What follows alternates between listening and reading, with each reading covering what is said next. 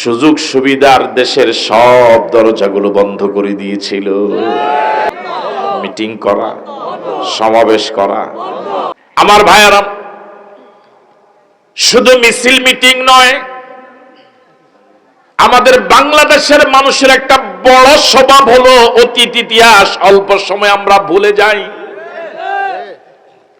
এই 15 বছর যে পরিমাণ জুলুম হলো, যে ভীতিকর পরিবেশ তৈরি করা হয়েছিল, যে ত্রাসের রাজত্ব কায়েম করা হয়েছিল, শুধু মিছিল মিটিং নয়, সমাবেশ নয়, 2-3 জন এক জায়গায় জমায়েত হয়ে কথা বলাটা নিষেধ ছিল।